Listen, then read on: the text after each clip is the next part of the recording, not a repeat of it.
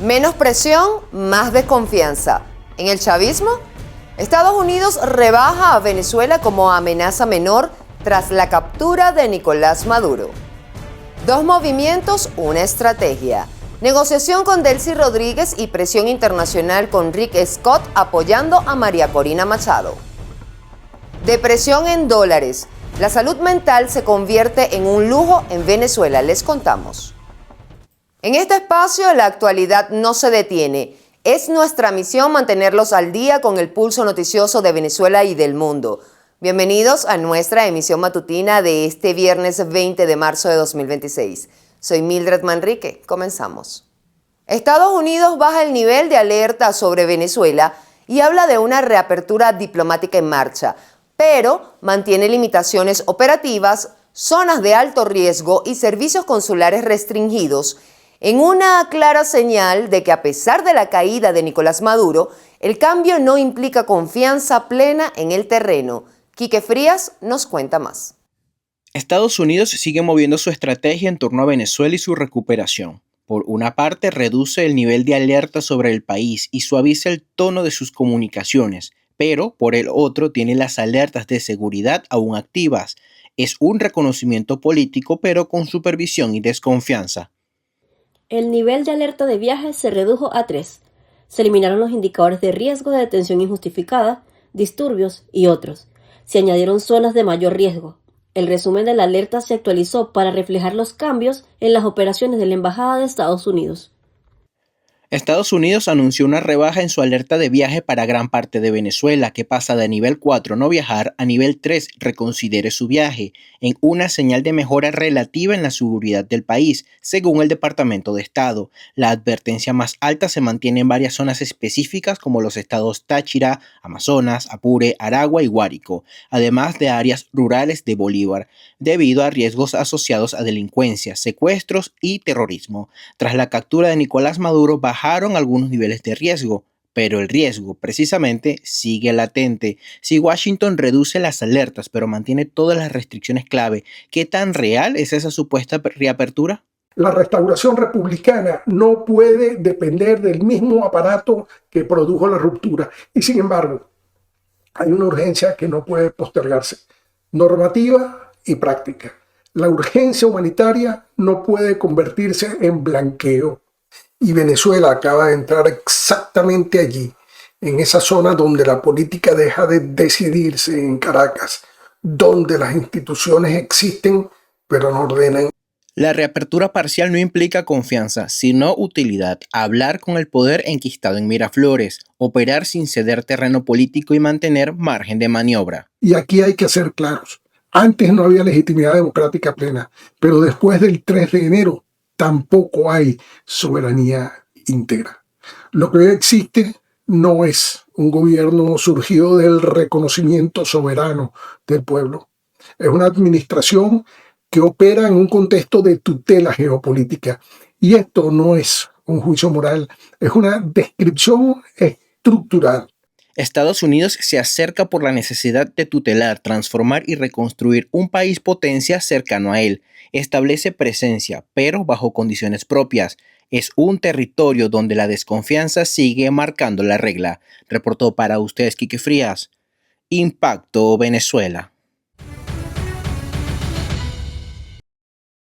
Conectamos con nuestra audiencia a través de la pregunta del día de Impacto Venezuela, disponible en todas nuestras plataformas digitales. Muchos venezolanos en Estados Unidos o en cualquier parte del mundo no venían a Venezuela por miedo a ser detenidos. Ahora, Washington dice que ese riesgo ya no existe, salvo en algunos estados del país. Pero, ¿te atreverías a comprar un pasaje hoy mismo o todavía desconfías? Argumenta tu respuesta, los comentarios están a tu disposición, te leemos. En el Palacio de Miraflores, la presidenta encargada Delcy Rodríguez encabezó este jueves una reunión estratégica con una delegación de alto nivel del Senado de Estados Unidos y la encargada de negocios Laura Dogu. Este encuentro formaliza el acercamiento bilateral más significativo de los últimos años, orientado a normalizar el reconocimiento mutuo y la estabilidad política en la región.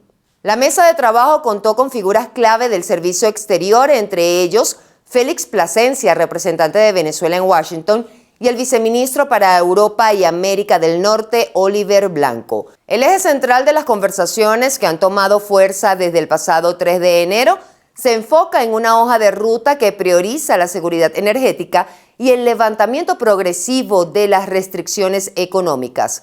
Cabe destacar que esta visita parlamentaria sucede al encuentro previo con el jefe del Parlamento venezolano, Jorge Rodríguez, donde se ratificó la voluntad de mantener una comunicación directa sin intermediarios. Con la presencia de Dogu se consolida un canal técnico permanente que busca restablecer plenamente las funciones consulares y la cooperación en materia de comercio internacional tras años de ruptura formal. Entre sanciones que persisten y el petróleo al alza, la industria venezolana entra en una fase decisiva. Con la emisión de la licencia general número 52, el Departamento del Tesoro de Estados Unidos abre la puerta a PDVSA bajo condiciones estrictas, justo cuando las exportaciones a territorio estadounidense se duplican.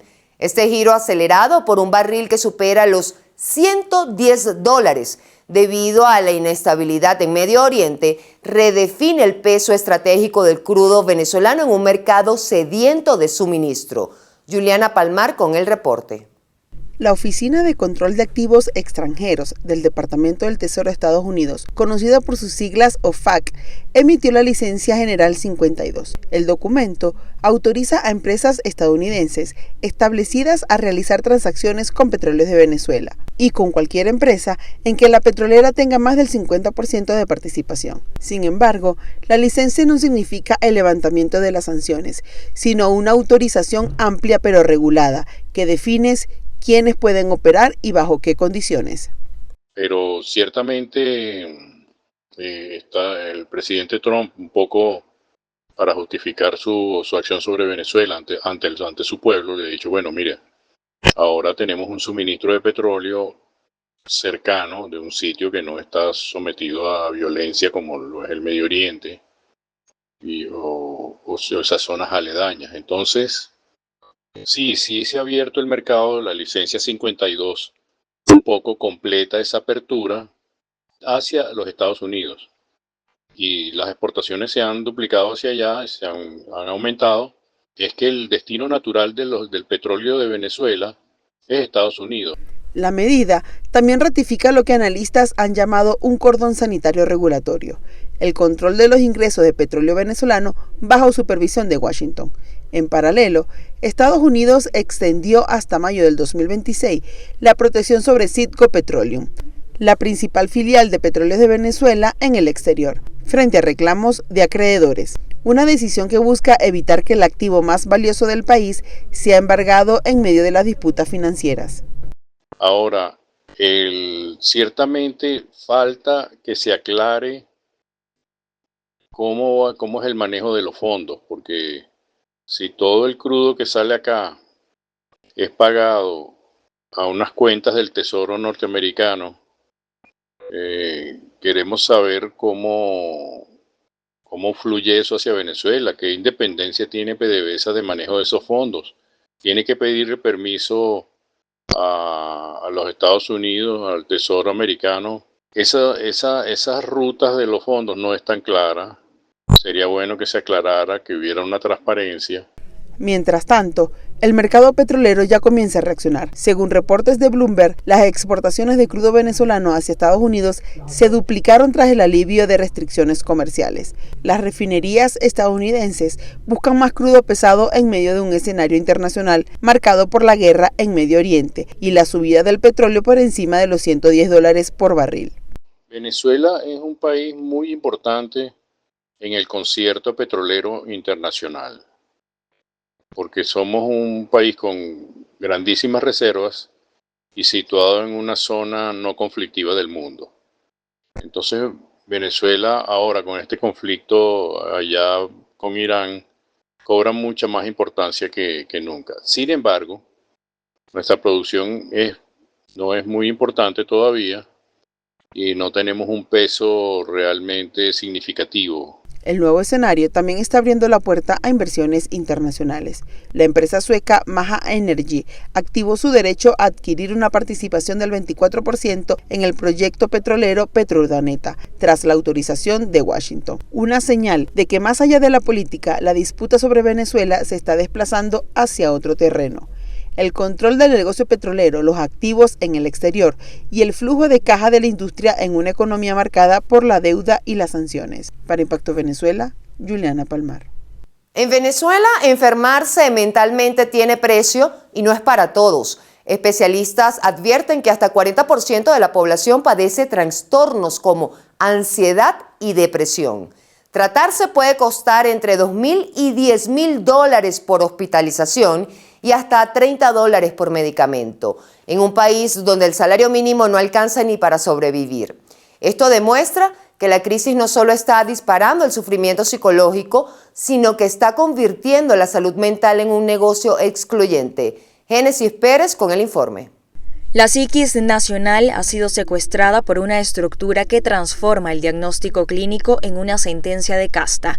Expertos advierten que el 40% de la población bordea el abismo de la ansiedad y la depresión, evidenciando que la verdadera frontera no divide a sanos de enfermos, sino a quienes poseen divisas de quienes están condenados al abandono. Trae como consecuencia también estas situaciones el hecho de no tener un derrotero a nivel académico, a nivel social, a nivel laboral, y no saber para dónde va el país, y con ello viene entonces los trastornos del sueño. Hospitalizaciones de hasta $10.000 mensuales y fármacos básicos que superan los $20 ha convertido el alivio en un privilegio sectario. El sistema no solo se ha desplomado, ha aprendido a excluir con precisión quirúrgica. Con hospitales clausurados y la fuga masiva de profesionales, el bienestar quedó fuera del radar de las mayorías, permitiendo que la angustia se vuelva crónica bajo el peso de la indiferencia estatal. Habría algo que denominaríamos en el área de la neuropsicología como hipertrofia de la amígdala, y es la exposición continua a la violencia y a la escasez. Entonces, esto mantiene a la población en un constante estado de lucha o huida, es decir, que la amígdala está siendo sobreestimulada, y con esto se genera algo que nosotros llamamos estrés postraumático. Es como cuando uno está pendiente de una mala noticia, pero esa mala noticia es constante, o sea, no para. El entorno se vuelve más hostil conforme la ayuda se hace más esquiva. El deterioro estructural, los servicios en ruinas y la incertidumbre perpetua actúan como un reactor que fabrica enfermedades a escala industrial. En los sectores vulnerables, la terapia es un mito y la única alternativa es la resistencia bruta, automedicarse, abandonar el tratamiento o aguantar hasta romperse. Cuando las personas se ven obligadas a manejar su salud mental por su cuenta, entran en una zona de alto riesgo. Primero aparece la automedicación, es decir, el uso inadecuado y irresponsable de fármacos, en especial de ansiolíticos, el consumo problemático de alcohol o de drogas, los diagnósticos erróneos, personas incluso que pueden minimizar cuadros graves o que se etiquetan sin un criterio clínico. Esta dinámica ha empujado a los más jóvenes al límite, donde el aumento de situaciones en las que atentan contra su propia vida funciona como el síntoma definitivo de una economía que asfixia el futuro. Pues empieza en aumento crisis de ansiedad severa, episodios depresivos, riesgo suicida, conductas impulsivas, agresivas. El sufrimiento se ha convertido en un circuito rentable para unos pocos, dejando a la mayoría atrapada en un sistema que no ofrece salidas, solo etiquetas de precio. Génesis Pérez para Impacto Venezuela. El tiempo corre, la realidad no espera. Seguimos con Impacto en 60 segundos. 2 noticias en tiempo récord. No me detendré, la contundente promesa de Rick Scott tras reunirse con María Corina Machado.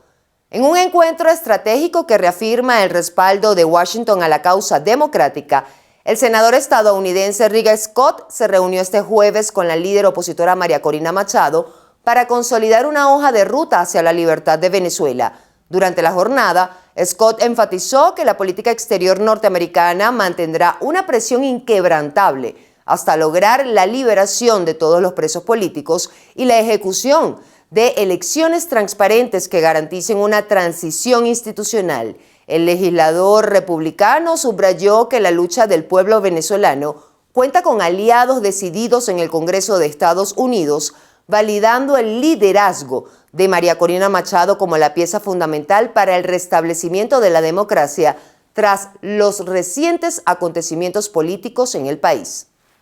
Vigilias y concentraciones, las modalidades de protesta que marcaron la pauta nacional. Durante el mes de febrero de 2026, Venezuela registró un total de 599 protestas, de las cuales 423 estuvieron motivadas por la exigencia de derechos civiles y políticos, destacando especialmente las solicitudes de liberación de presos políticos en el marco de la reciente ley de amnistía. Según el informe del Observatorio Venezolano de Conflictividad Social, las manifestaciones se caracterizaron por el uso de vigilias y concentraciones pacíficas, protagonizadas por familiares de detenidos y defensores de derechos humanos, concentrándose la mayor actividad en los estados Miranda y la capital venezolana, mientras que las protestas por derechos económicos y sociales como salarios y servicios ocuparon un segundo plano con 176 registros. Amigos, muchísimas gracias por acompañarme en la emisión matutina de hoy. Para más visiten www.impactovenezuela.com y nuestras redes sociales @ImpactoVE. No olviden suscribirse a nuestro canal de YouTube, activar las notificaciones, compartir y por supuesto comentar. Muy atentos a la programación especial que tenemos preparada para ustedes para este fin de semana. Soy Mildred Manrique, nos vemos el lunes.